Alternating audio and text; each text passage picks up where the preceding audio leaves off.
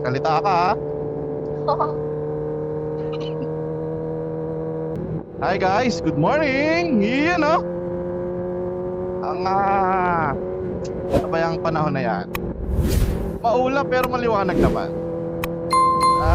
Sa ngayon, hindi muna tayo magbe-breakfast ride at tayo lang muna din ng pagbumotor. At may kasama tayo. Hindi siya OBR. Mas ano to mas bata. Mas bata, mas magaang. Ayan. Andyan si yan.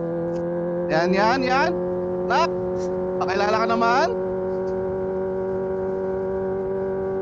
Oy, pakilala ka. Anong nangyari? Introduce yourself.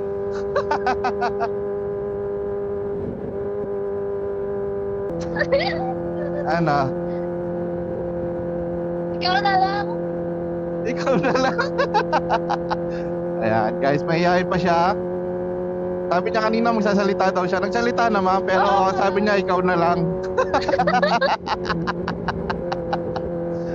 Ayan, kasama natin si Anyan ngayon. Wala si Mrs. Si Mrs. ay may trabaho. At wala namang pasok ngayon, weekend. Pupunta tayo ngayon dyan sa may Motorrad Performance. Nagpa-schedule tayo ng ating BMS. So makikita nyo, ayan, pag 12,000 na yung ating tinatakbo, base sa libro. Base sa libro at sa mga at sa mga nakakaalap. Ayan, ano talaga yan, tune up for preventive maintenance, change oil, sasabay na natin ng upgrade ng ating air filter. So magpapalitan tayo ng high flow na air filter na nabili natin last year pa habang nakasale sa Lazada. Ayan, tapos yung mga langis natin, marami tayong mga event na napuntahan din last year. So ayun, sinamantala natin yun, yung dala natin ngayon ng mga langis. At ang kulang ko na lang is oil filter at saka I think yung spark plug, no? I think yun na rin for replacement yung spark plug. So ayun, at sa Motorrad Performance tayo pupunta. Medyo malayo-layo, no? QC yan pero kaya tayo pupunta dyan, ipapa-remap na rin natin itong si Nika.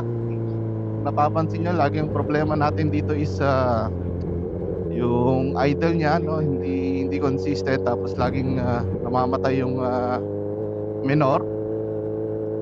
So kasi nung nabili natin to, full system exhaust na siya. Feeling ko naman di naman pinarimap ng may-ari to. Hindi ko naman din naitanong, pero ayun, nagpalit kasi ng full system, tapos yung air filter niya hindi rin pinaltan. So ayun, tingin ko yun yung cause. Malalaman natin mamaya. So nakausap ko na yung sa may Motorrad Performance. Yung nakatatandaan nyo nung nakaraan, nagpunta tayo sa may Mabalacat. Tinaray natin doon sa may ano nga ba yun, nakalimutan ko na, Bike Tech ba yun? Kaso sarado siya hirap na masadyain ng Pampanga pag gantong Sabado, medyo traffic. So ayan, dito tayo sa medyo technically mas malapit-lapit sa may QC. Ayan, mamaya tignan natin kung may pagbabago o na-scam tayo. Na-scam tayo. Medyo may presyo ang remap guys, hindi siya mura. Tinignan ko rin naman yung official site ng alam ko gamit nila Woolwich So I think justified naman, no? Kasi medyo mahal yung harness, mahal din yung kit. And at the same time, kada magre-remap sila, yung software, yung bin file, I think may bayad kada remap. So tapos yun, yung skill set pa nila kailangan, syempre marunong silang magano, kundi nagkaloko-loko yung ECU natin. So ayun, tingin ko justified naman, pero yun nga, medyo may presyo siya. Sana maging sulit. Tingin ko naman sulit. marami rin tayong napanood ng mga reviews at mga vlogs na nagpa-remap. Kaso yun nga, hindi naman kasi visible sa video yung difference kasi more on pakiramdam siya, no? Na pagka tumatakbo yung sanay ka talagang gumamit ng motor, yung lalo na yung motor mo, alam mo yung mga jerking niya, yung mga throttle problem niya. So malalaman natin mamaya pag uwi kung sulit ba. So ba't pa traffic dito? Nandito kami ngayon sa may Daang Hari. Well, Daang Ray na to. Pero ano ba meron? Nagpuputol ng mga sangang nakasabit sa electric light. Okay. So yung traffic siya. Yun lang naman yung nagpa-traffic. So yun. At ano ba yung panahon niya? Mukhang maganda yung panahon, anak. Tama ba, nak? Maganda. Sana hindi umulan. Yes, amin ang words doon. Hindi naman na siguro ulan yan. So yun guys. At samahan nyo kami. Tingnan natin kung pagkakaiba nga pa talaga itong remapping. Ayan. So dito na tayo ngayon sa MCX. At papunta na kami dyan sa may Motorrad Performance. So samahan nyo kami guys. Let's go!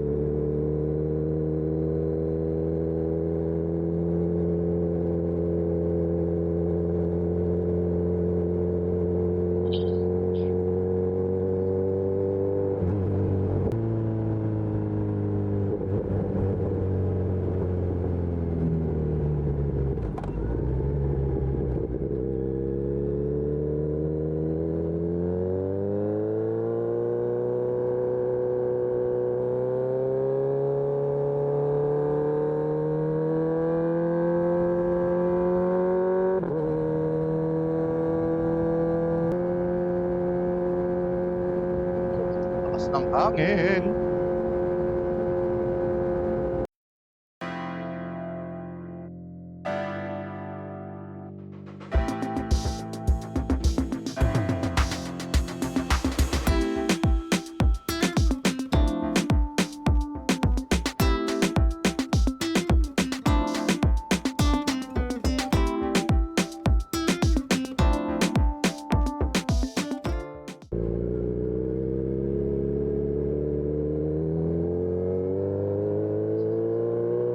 Alright, malapit na.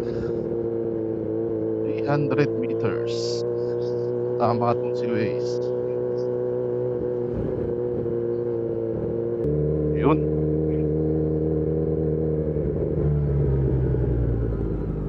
Autolad.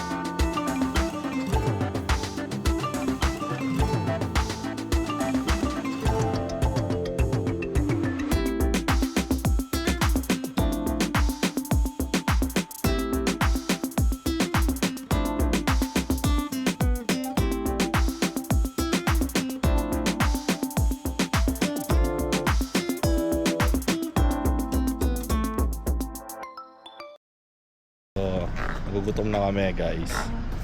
At may tinuro ditong kainan. Malapit lang. Kain muna tayo. Tignan natin kung saan yan.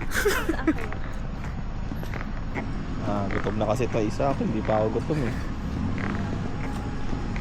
So sarado rin naman yung shop kasi nakain yung mga mechanics. Joke one nga. Joke one. Pares. Kahit na.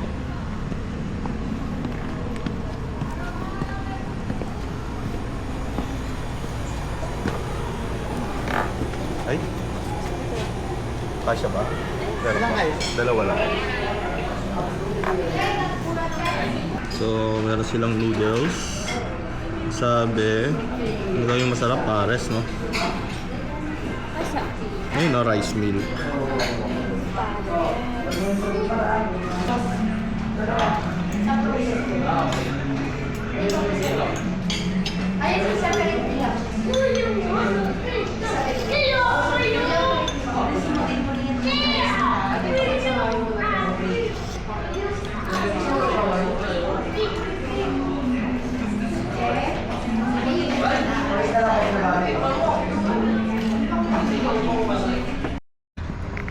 Hi guys, tapos na kami kumain.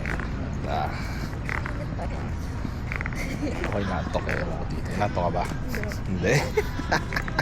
Maya-maya pa. Ako'y nantok. Aircon pa naman dito sa loob ng lounge. Ay, alright. Mukhang masarap naman, no? Actually, masarap talaga siya.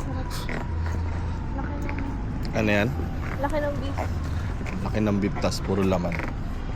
So, ayan. Sana matapos. Tapos na. At balik tayo dito sa loob ng Motorrad.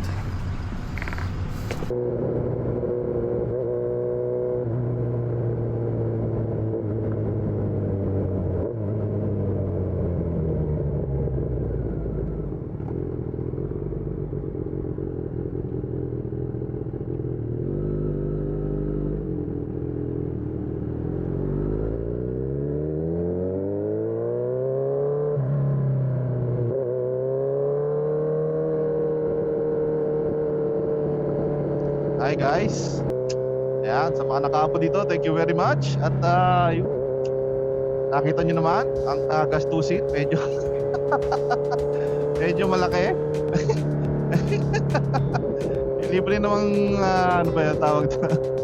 Libreng sombrero. Ayan. Ano bang first impression natin? Well, maraming silang ginawa kasi 10K PMS na medyo tawag ito, medyo major maintenance na rin naman siya. So bukod sa change oil, brake cleaning, yung brake pads ko okay pa daw, 50% pa. Pagkatapos yun, brake fluid, nagpalit na rin ako ng brake fluid. Ayan, tapos hindi ko dapat papalitan yung coolant, pero na-drain nila eh. Ibabalik to ako, wag na tumakas na doon sa ano yun eh. Pinalta ko na rin ng coolant. Pagkatapos ng coolant ay nagpalinis tayo ng injector. Ayan, at sinama na natin yung detailing. Yes. Tamad lang maglinis. Sinama na natin yung detailing. At syempre, ayun, nagpa-remap tayo. So,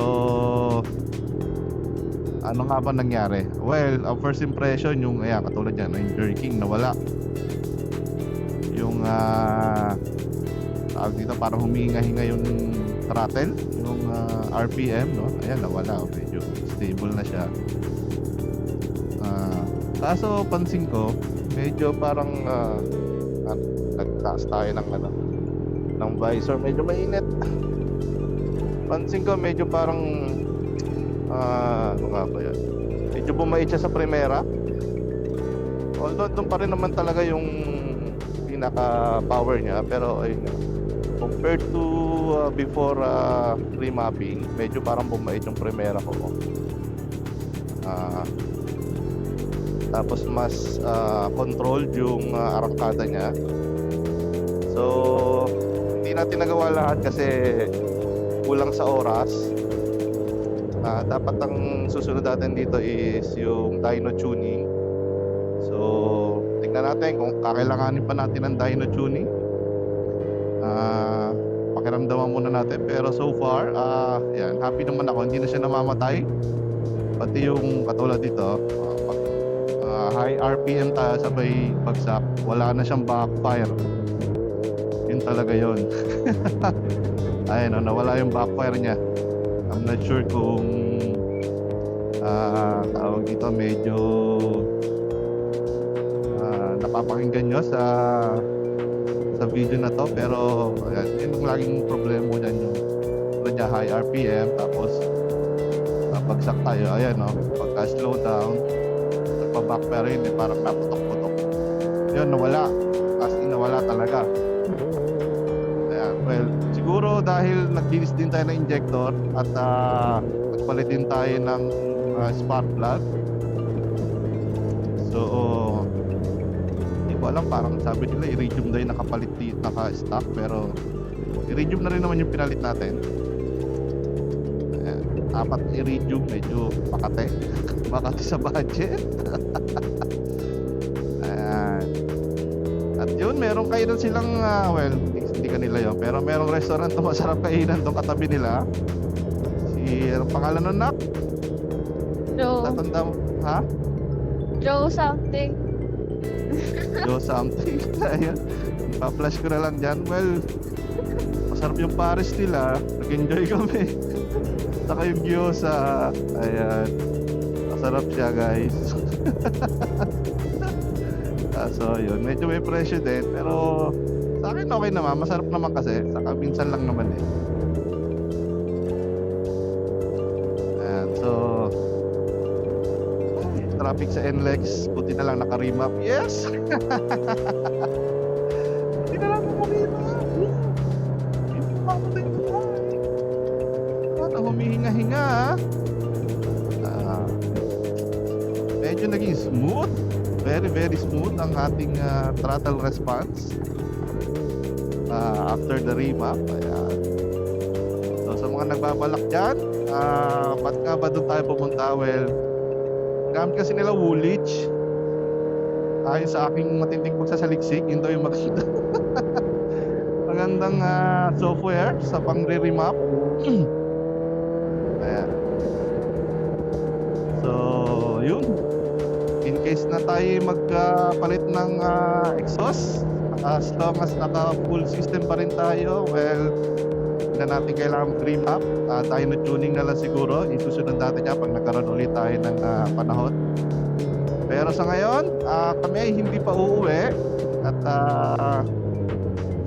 magagala pa kami dito sa Bulacan, pero napaka-traffic. Ayan, sinasabi ko napaka-traffic. Napaka-traffic eh. Ayan, so sa mga nakaabot dito, thank you very much guys. At ayan, sa mga mahilig tumotor dyan, tumambay at mag-breakfast ride, pati banking na din. Ayan, hindi OBR kasama ko ngayon, pero legit naman yan. Tama ba na? Tama. Legit ka ba? Legit. Oo. Legit naman yan, di magagalit si Mrs. dyan. Ayan. So, yun, hanggang dito na lang guys, and thank you very much. At wala si Mrs. Hindi alam ni Yan ang dapat siya sabihin. Sabihin mo. Ano? See you on our next vlog. Yun yung pang-close. Okay. Ayan. Alam niya na. Ano? See you on Ano? our next vlog. Yun lang. Oo. Okay. Tama na. Sabihin mo na, ikaw na magtapos. See you on our next vlog. Ayan. Bye-bye.